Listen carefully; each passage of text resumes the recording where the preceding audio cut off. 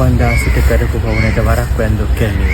එහෙම තමයි අපේ පැරණි සිංහලයෝ කිව්වේ. හැබැයි දැන් ඉන්න අය ඒක එච්චර පිළිගන්න කැමති නැහැ. ඒගොල්ලෝ ඒක මෙන්න මේකට එක එක අතර දෙනවා. නමුත් ඇත්ත කතාව ඒක තමයි. උපන්දා සිට කරපු පවුනට වරක් වැන්දොත් කියන්නේ. ඒක එහෙම වෙන්න හේතුව වුණේ මොකද බුදුරජාණන් වහන්සේ මේ ලක් ධර්ණීය තලය තුළ යම් ස්ථානයක වැඩි වේලාවක් වැඩි හිටියන ඒ ස්ථානයේ කැලණියයි. මණියක් විත නාරජුගේ ආරාධනාවෙන් තුන්වෙනි වරට වෙසක් පොහෝ දිනක ලක්බිමට වැඩි මාගේ බුදුරජාණන් වහන්සේ කැලණිය උතුම් පින්බිමේදී පෙන් පාසු වුණා. ඒ වගේම දානය වැළඳුවා, ධර්ම දේශනා කරා. උන්වහන්සේ බොහෝ වේලාවක් මේ කැලණියේ පොදුවේ ගත කරා. උන්වහන්සේගේ සීපාදය තබා මේ උතුම් පින්බිමේ වැඩම කළා. ඉතින් එහෙව් පින්බිමක් මුළු ලංකාවට වෙන නැහැ. කැලණිය පූජා බිම තරම්. ඉතින් උන්වහන්සේ වැඩියේ කැලණියට තනියෙන් නෙමෙයි. සාරිපුත්ත, මොග්ගල්ලාන, මහා කාශ්‍යප, නන්ද, රාහුල වැනි මහ භික්ෂුන් වහන්සේලා 509ක් පිරිවරාගෙනයි උන්වහන්සේ මේ කැලණිය පූජා බිමට වැඩියේ. කැලණියේදී දන්නල දෙවිදී බුදුන් පොවක මහා සංඝයා දන්නල දෝ බිමක් තමා මේ කැලණිය පූජා භූමිය කියන්නේ. ඒ වගේම උන්වහන්සේ වැඩි වේලාවක් ගත කළ ස්ථානයක් අනිත් ස්ථානවල එපමණ වේලාවක් උන්වහන්සේ ගත කරලා නැහැ. ඉතින් කැලණිය මේ පූජා භූමිය මේ භූමිය ඊටාම පින්වන්තයි. මොකද බුදුරජාණන් වහන්සේ කෙනෙක් යම් ස්ථානයක කාලයක් ගත කරන ඒ පින්බිම හරිම පින්වන්තයි. ඉතින් මේ උතුම් පින්බිමේදී බුදුරජාණන් වහන්සේ තරම් නෙමෙයි උන්වහන්සේ අග්‍ර ශ්‍රාවකයන් සාරිපුත්ත, මොග්ගල්ලාන තුළු මහරහතන් වහන්සේලා වැඩි කාලයක් වැඩම ඉඳලා තියෙනවා. ඉතින් ඒ බිමේ වැලි කැටයක් පවා හරිම පින්වන්තයි.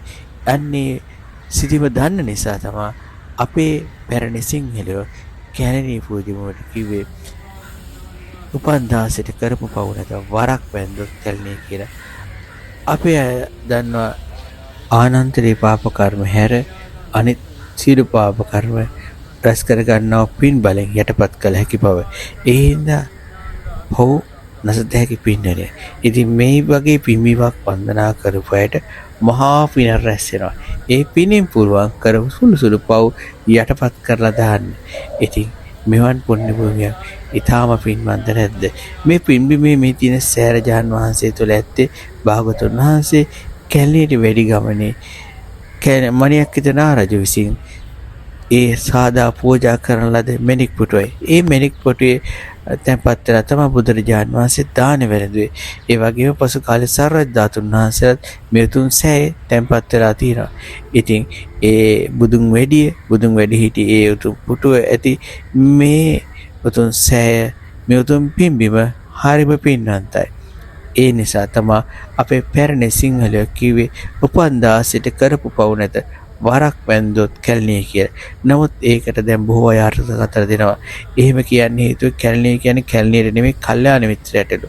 ඉතින් අපේ පැරණියෝ දැනන් හිටියේ නැද්ද? කල්යාණ මිත්‍රයට කල්යාණ මිත්‍රයා කියන්නේ. එහෙම කතාවක් නෑ. ඇත්තම කතාව උපන්දා සිට කරපු පව් නැත වරක් වැන්දොත් කැලණියේ. ඒ හින්දා කැලණියේ පුදුබිම පුළුවන් තරම් වන්දනා කරන්න. බුදුරජාණන් වහන්සේ කෙනෙක් වැඩි හිටි බුදුරජාණන් වහන්සේ දන්නලද ඒ වගේ පෙන් පහසු බිමක් ලංකාවේ වෙන කොහෙවත් නැහැ. ඉතින් මේ බිම ශ්‍රේෂ්ඨ බිම වන්දනා කරගෙන බොහෝ පින් රැස් කරගන්න බුදු කෙනෙක්ගේ පහළ වීම ලොව දුර්ලභයි. ඉතින් එවන් දුර්ලභ වූ උත්තමෙක් උතුම් මහරහතන් වහන්සේත් එක්ක බොහෝ වෙලාවක් වැඩි හිටි මේ උතුම් සුද්ධ භූමිය පින්වන්ත නොවේද? තෙරුවන් සරණයි.